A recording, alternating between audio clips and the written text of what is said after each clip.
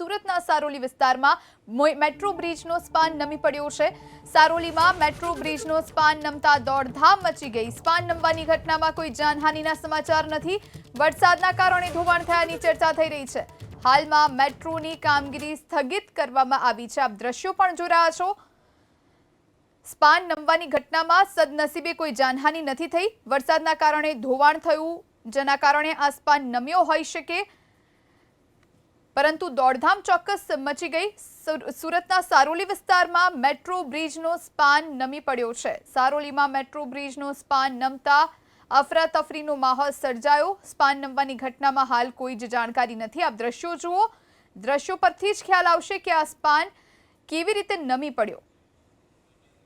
આ વિશે વધુ જાણકારી માટે સંવાદદાતા ધનરાજ બાગલે આપણી સાથે લાઈવ જોડાયા છે। ધનરાજ, સુરતના સારોલી વિસ્તારમાં મેટ્રો બ્રિજનો સ્પાન અચાનક નમી પડ્યો, શું વધુ જાણકારી?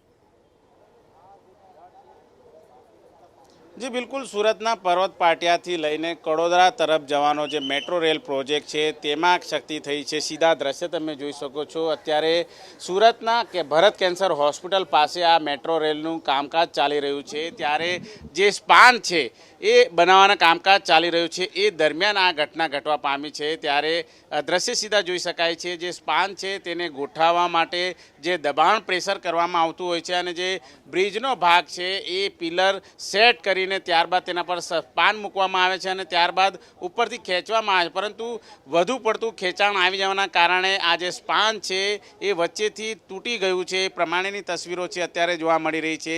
ઘટનાની જાણકારી મળતાની સાથે જે તમામ જે અધિકારી કર્મચારીઓ છે તેમણે સુરક્ષાના ધોરણે સૌથી પહેલાં જે રોડ છે એ રોડ બંધ કરી દેવામાં આવ્યો છે અને આ પ્રમાણેની સ્થિતિ સર્જાઈ છે। ત્યારે તમામ એ કડોદરા તરફ જવાનો જે માર્ગ છે સંપૂર્ણપણે બંધ કરી દેવામાં આવ્યો છે। બીજી તરફ ફાયર વિભાગની ટીમ છે એ તૈનાત કરી દેવામાં આવી છે। જો કોઈ દુર્ઘટના ઘટે તો તાત્કાલિક ધોરણે આ કાર્યવાહી કરવામાં આવે તેવી વાત છે અત્યારે કરવામાં આવી રહી છે।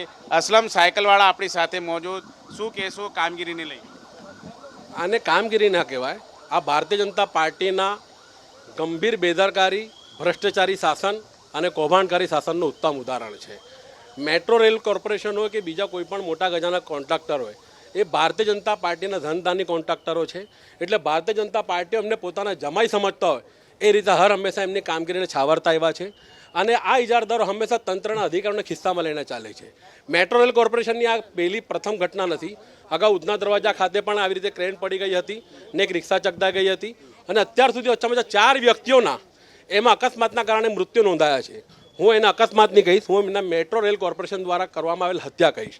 અને આ ગંભીર કૌભાંડકાર નીતિના કારણે આ તમે જોઈ શકો છો કે આટલા મોટો કામ અને જે પ્રકારની કામની ગુણવત્તા છે એ જ સાબિત કરે છે કે આ કામમાં કેટલો મોટો ભ્રષ્ટાચાર થયો છે। બિલકુલ, સ્થાનિક કાઉન્સિલર પણ મોજૂદ છે આપણી સાથે।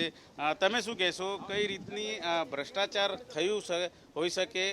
પ્રોજેક્ટ છે કેન્દ્ર સરકારનું છે, મેટ્રોની કામગીરી અહીંયા ચાલી રહી છે। સારોલી વિસ્તારની અંદર આ બ્રિજ નમી જવાની ઘટના ઘટી છે। હજી મેટ્રો હજી બનવાની શરૂઆત છે અને જો આ બની ગયો હોત અને મેટ્રો ચાલુ થઈ ગયો અને કોઈ જાનહાનિ થઈ હોત તો ભાજપ સરકારની આ હત્યા ચોખ્ખી ગણાત। આવી ઘટનાઓ અનેકવાર બની છે। મોરબીની અંદર ઘટનાઓ બની છે, આપણે સુરતની અંદર સરથાણામાં તક્ષશિલાની ઘટના ઘટી છે। પછી ફક્ત ને ફક્ત 2-5 લાખ રૂપિયા ભાજપ સરકાર આપીને શ્રદ્ધાંજલિ આપવાના ખોટો ઢોંગ કરે છે અને ભાજપ સરકાર વિકાસના નામે બહુ મોટા બણગા ફૂંકે છે। તો આ ભાજપ સરકારનો સ્પષ્ટ વિકાસ અહીંયા તમે જોઈ શકો છો। આ ભાજપ વિશ્વગુરુ જોવાના સપના જુએ છે અને ભાજપ સરકાર ચોખ્ખો ભ્રષ્ટાચાર દેખાઈ રહ્યો છે। ભાજપ સરકાર પોતાના મળતિયા કોન્ટ્રાક્ટરોને કોન્ટ્રાક્ટ આપીને આવી રીતના બહુ મોટા ભ્રષ્ટાચાર કરી રહી છે। બિલકુલ જોઈ શકાય છે। આ તમને બ્રિજ બતાવીશું। આ પ્રમાણેની બ્રિજ છે એ સ્પાન ઉપર ગોઠવાયેલા છે અને એ સ્પાન ગોઠવતા અત્યારે મેટ્રો રેલ પ્રોજેક્ટ છે એ પહોંચ્યો હતો ભરત કેન્સર હોસ્પિટલની નજીક, પરંતુ જે લાસ્ટ વાળો સ્પાન તમે જોઈ શકો છો, છેલ્લો સ્પાન છે, એ સ્પાનની અંદર આ પ્રમાણે જ્યારે કામગીરી ચાલી રહી હતી અને કામગીરી દરમિયાન જે ખેંચાણ હોય છે, ખેંચવા જે પ્રમાણેની જે તીવ્રતા હતી એ વધી ગઈ હતી, જેના કારણે આ પ્રમાણેની સ્થિતિ સર્જાઈ હોવાનું અત્યારે સામે આવ્યું છે। ચારે કોર તમે જોઈ શકો છો, ટેક્સટાઇલની મોટી મોટી માર્કેટો આવેલી છે અને એ માર્કેટોનો જે વેપાર છે એ જરૂર બાધિત થશે, કારણ કે ખૂબ જ અતિ વ્યસ્ત કહી શકાય એ માર્ગ છે અને માર્ગ ઉપર અત્યારે હાલ પ્રતિબંધ લાદી દેવામાં આવ્યો છે. તમામે તમામ વાહન વ્યવહાર ઉપર પ્રતિબંધ લાદી દેવામાં આવ્યો છે. ફાયર વિભાગની ટીમ છે એ પણ મોજૂદ છે, એમ્બ્યુલન્સની ટીમ છે એ પણ મોજૂદ છે. સાથોસાથ કોઈ પણ જાતની ઇમરજન્સીની ઘટના કોઈ ઘટે તો તેને પહોંચી વળવા માટે જે કામગીરી છે એ પણ હાથ ધરવામાં આવી રહી છે. અત્યારે જે રોડ તમને બતાવીશું આ પ્રમાણે જોઈ શકાય છે. અત્યારે આ જે સુરતનો પર્વત પાટિયા તરફનો જે માર્ગ છે ત્યાંથી ટ્રાફિક છે એ ડાયવર્ટ કરી દેવામાં આવ્યું છે અને કેનાલ રોડ તરફ અત્યારે ડાયવર્ટ કરવામાં આવી છે અને સુરક્ષા વ્યવસ્થા પણ ચાકચોબંધ રાખવામાં આવી છે. કોઈ પણ જે પોલીસ જવાનો છે એ પણ અત્યારે હાલ મોજૂદ છે અને તેમના દ્વારા અત્યારે સુરક્ષાના ભાગરૂપે તમામને અત્યારે હાલ અહીંથી હટાવવામાં આવ્યા છે. સાહેબ, શું કહેશો, કઈ રીતની કાર્યવાહી? હાલમાં લેન્ડમાર્ક તરફથી કડોદરા તરફ જેટલા કોઈ પણ પ્રકારના વાહનો છે એને ડાયવર્ઝન કરવામાં આવેલું છે, જેને લીધે અહીંયા કોઈ વાહન જાય અને કોઈ દુર્ઘટના થાય અને તો જાનહાનિ ન થાય તેના માટે તકેદારી રૂપે અને સાયોના પ્લાઝાથી નીચે ઉતરતા ઓવર 2 પાસે રોડ છે RRTM, ત્યાંથી પણ એક રૂટ ડાયવર્ઝન કરવામાં આવેલ છે અને રઘુવીર માર્કેટથી આવતા રોડ તરફ પણ ડાયવર્ઝન કરવામાં આવેલ છે, જેને લીધે આ કોઈ પણ મોટા વાહનમાં જાનહાનિ ન થાય અને લોકોને અહીંયાથી શાંતિથી સુલમ સ્થળે જવા માટે અપીલ કરવામાં આવેલ છે. બિલકુલ સુગમ સ્થળે જવા માટે અપીલ છે. સરથાણા પીઆઈ પણ મોજૂદ છે. કયા પ્રકારે તમને જે સૂચન મળવામાં આવ્યું છે, કઈ રીતે કામગીરી તમે કરી રહ્યા છો? પર્વત પાટિયાથી કડોદરા જતા રોડ ઉપર ભરત કેન્સર હોસ્પિટલની પાસે આજે મેટ્રોનું જે એક સ્ટ્રક્ચર હતું પિલર એ થોડું ડિસ્ટર્બ થયું છે અને નીચે પડવાની શક્યતાના લીધે હાલ ટ્રાફિક પોલીસ સુરત સિટી તરફથી ડાયવર્ઝન પોઈન્ટ આપવામાં આવેલ છે. પર્વત પાટિયાથી જે કેનલ તરફ જાય છે, રસ્તો જાય છે એ તરફ બધો ટ્રાફિક અમે ડાયવર્ટ કરેલ છે અને કાંગારૂ સર્કલથી પણ રેસમા સર્કલ તરફ જતો ટ્રાફિક ડાયવર્ટ કરેલ છે અને કડોદરા રોડ પરથી જે અહીંયા સિટીમાં જે ટ્રાફિક આવે છે એ ટ્રાફિક સણિયા ગામથી હાલ ડાયવર્ટ કરેલ છે.